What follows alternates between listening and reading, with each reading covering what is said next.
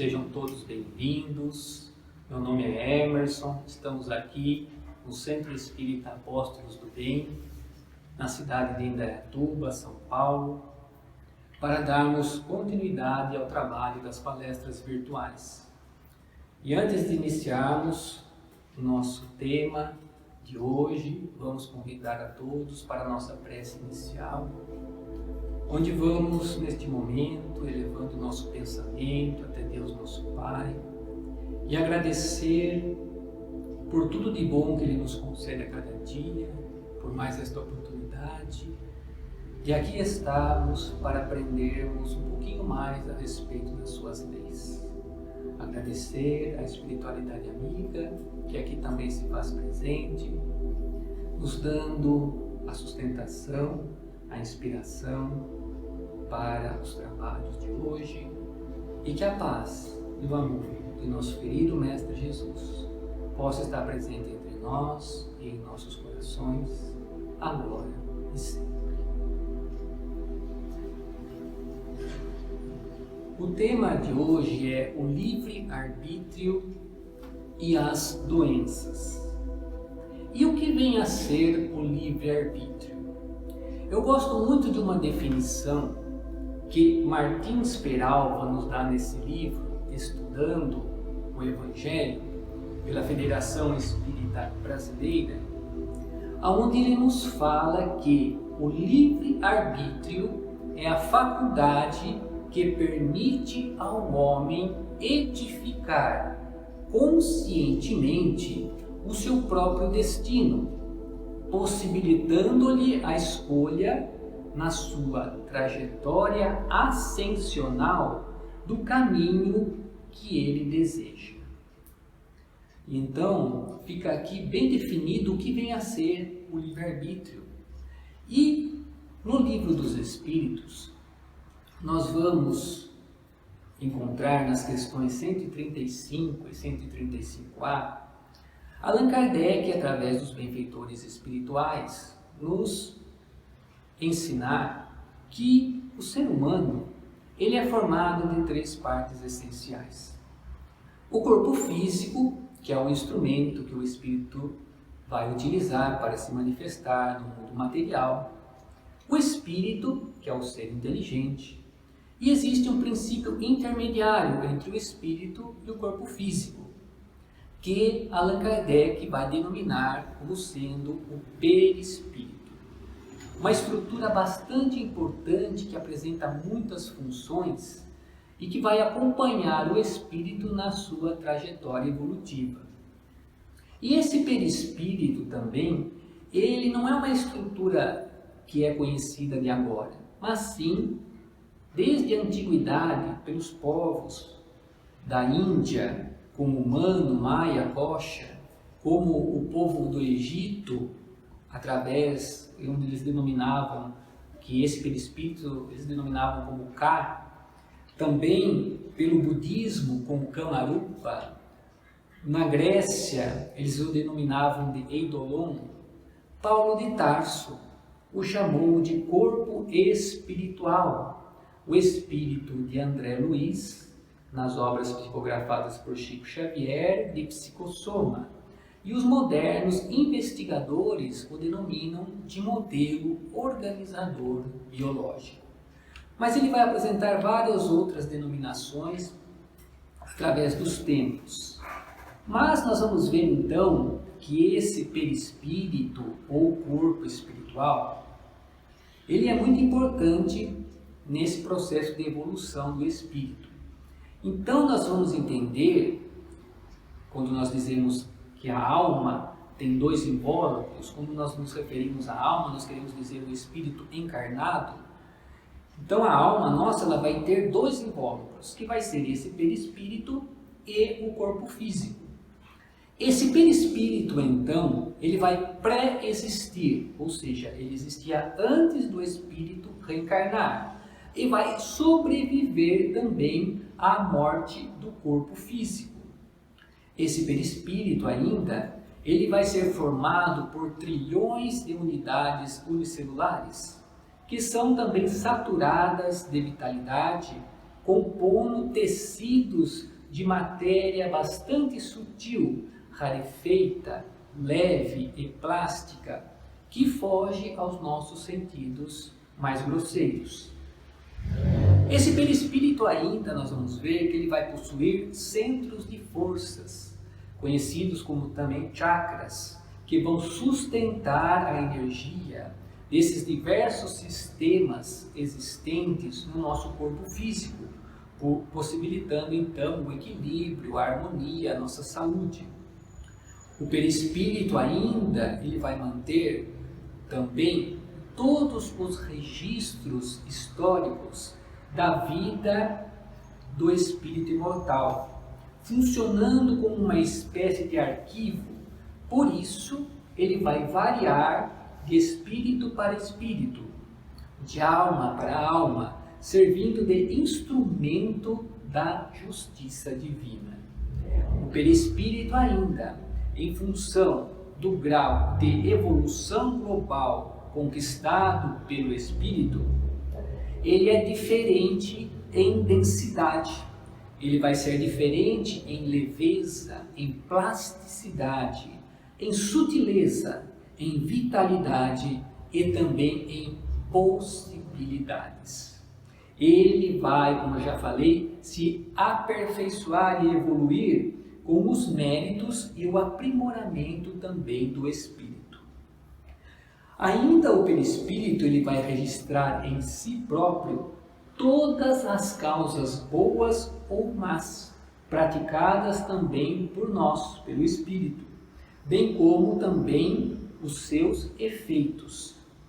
Então nós vamos observar que vai exteriorizar-se infalivelmente tanto as recompensas e imperfeições, como também as consequências de cada ser consciente, segundo as suas próprias ações e segundo as nossas próprias obras.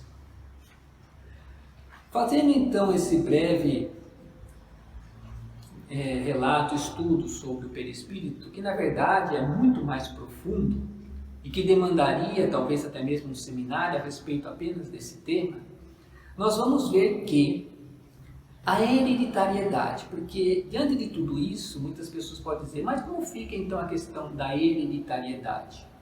A hereditariedade, na verdade, ela vai ter sim os seus poderes, mas é importante observarmos que os registros no nosso perispírito das experiências vividas pela alma nos campos psíquico, intelectual, profissional, moral e emocional no passado, ou seja, nas nossas vidas anteriores, determinam então a formação mais ou menos perfeita dos órgãos do novo corpo material. Porque o perispírito ele vai ter também essa função, ele serve de molde para o corpo físico, ou seja, no momento da concepção, o perispírito vai se ligar então ali para que molécula a molécula ir formando um novo corpo. Assim então nós vamos observando que as faculdades, as características, as tendências, as habilidades e as conquistas nossas elevadas ou degradantes, elas vão se materializar em si com a lei da reencarnação. Então, nós vamos ver, existe, sem dúvida alguma, a hereditariedade física, onde nós herdamos os caracteres da raça, da aparência, da morfologia, a cor dos olhos, a cor do cabelo, da pele e assim por diante. Mas é importante observarmos que os valores psicológicos e intelecto-morais não são transmissíveis pelos genes e cromossomos, pois são atributos da individualidade imortal que é o espírito. E isso nós observamos bem, né? Através da prática. Muitas vezes nasce um gênio de pais simples, humildes, e de pais gênios, muitas vezes nascem filhos normais. E então o espírito é que vai transferir de uma para outra existência corporal o somatório das suas conquistas. Conquistas elas positivas ou negativas, salutares ou perturbadoras. É importante observarmos então que não há como negarmos a influência genética que vai estar também relacionada com as necessidades e o merecimento de cada espírito, aonde ele vai reencarnar, em que família, em que contexto. Não é? Então há sim essa influência genética na evolução do ser, há sem dúvida também a influência do meio ambiente nessa evolução, a influência dos costumes e também dos hábitos. Mas é importante relembrarmos que o corpo reproduz o corpo, mas a nossa mente, a nossa consciência, só o espírito é que vai exteriorizar isso daí. Então o nosso perispírito, o nosso corpo espiritual, é portanto um instrumento divino que permite que a alma consciente atue e se exteriorize onde quer que ela se encontre, ou seja, encarnada no plano físico ou desencarnada no plano espiritual, refletindo então aí, nesse corpo espiritual, no perispírito, suas características, suas faculdades, suas aptidões em nível de superioridade ou de inferioridade. Mas então, entrando agora na questão do livre-arbítrio, nós vamos ver que o livre-arbítrio ele é concessão de Deus. Todos nós somos criados simples e ignorantes, porque na criação não há privilégios. Então esse livre-arbítrio é para todos, é concessão divina, onde nós temos a liberdade total de pensarmos, de sentirmos, de escolhermos e de agirmos, de desenvolvermos dia a dia com as nossas próprias obras a nossa individualidade, as nossas faculdades, as nossas inclinações e os nossos gostos. Nós temos a possibilidade de desenvolver o nosso modo de ser, de vivermos e de convivermos. O nosso mundo mental, intelectual, moral, emocional e também sentimental. Consequentemente, nós criamos o nosso próprio destino pessoal, que vai ser feliz ou infeliz, que vai ser sadio ou doentio, conforme nós direcionarmos a nossa vida, os nossos pensamentos, as nossas palavras e as nossas ações. E quando nós fazemos então mau uso do livre-arbítrio? Por exemplo, ao escolhermos muitas vezes as sendas dos vícios e dos hábitos que são danosos, da vida, como por exemplo o tabagismo, o alcoolismo, as drogas, o sexo desregrado, a alimentação também desregrada, entre outros fatores dissolventes e destrutivos. Quando nós buscamos esses caminhos, desses vícios e hábitos, eles são por livre opção nossa. Somos nós mesmos que optamos por isso. O abuso das paixões é o agente dos flagelos e males que se voltam contra o próprio homem e vão então causar dor, sofrimento, que vão infelicitar as nossas vidas. E aí então nós vamos observar nesse campo também as desvirtudes, os excessos, as ofensas que nós cometemos, as transgressões, a criminalidade, a corrupção, mas também a questão do orgulho, da vaidade, o egoísmo, a cólera, o ódio, a inveja, os ciúmes, a mágoa, o ressentimento e a ambição. Vamos então gerar males a partir de quando nós agimos dessa forma, prejuízos, moléstias, desgraças e sofrimentos para nós mesmos. Isso tanto de ordem física como moral, mental e espiritual. E então vamos gerar a partir daí desequilíbrios interiores, desequilíbrios mentais, orgânicos, que nos comprometem então o equilíbrio espiritual e físico, tornando-nos seres enfermos. A partir daí, então, nós vamos ver que, dado o livre-arbítrio para nós somos recompensados ou sofremos as consequências dos nossos atos pela lei de causa e efeito.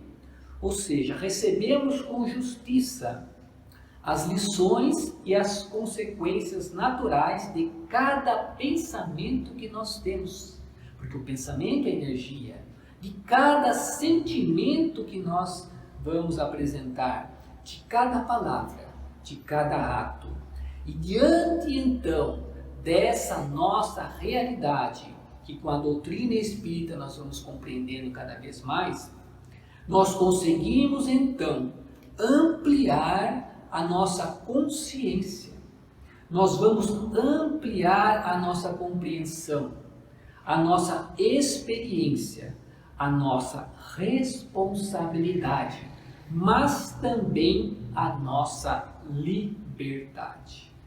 Porque usando bem o livre-arbítrio, respeitando a lei de causa e efeito, que por servir de instrumento da justiça divina, ela recompensa a dignidade e as boas obras e vai nos trazer as consequências negativas das infrações à lei, nós vamos então compreendendo o valor e a responsabilidade que nós temos diante da vida, diante de nós mesmos, diante do nosso semelhante.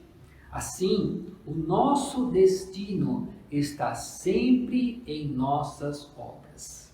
É por isso que o Cristo nos falava, a cada um segundo as suas obras, as quais nos fazem então crescer mais ou menos rapidamente na conquista da perfeição.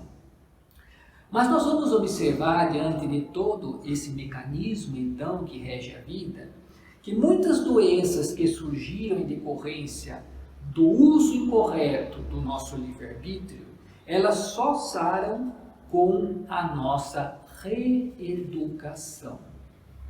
Porque Jesus, ele falava sempre assim quando ele realizava as suas curas. O que queres que eu te faça? Que me cures, muitas vezes respondiam. E então ele fala, foi a tua fé que te curou. Mas completava a frase dizendo, vá e não peques mais. Ou seja, convidando o indivíduo a uma mudança de comportamento, de pensamento, de atitudes, para que ele não viesse novamente a adoecer. Então, para que nós possamos obter a cura, o primeiro passo que nós vamos dar é do arrependimento, como nos mostra a doutrina espírita.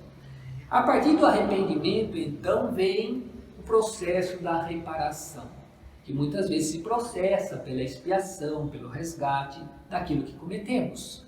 Mas não para por aí, porque a partir daí, então, vem o processo da nossa reeducação, ou seja, onde nós vamos aprender com o erro que cometemos, né? E que vai nos trazer, então, de volta ao caminho do bem, do amor, das virtudes e da responsabilidade diante das leis do universo.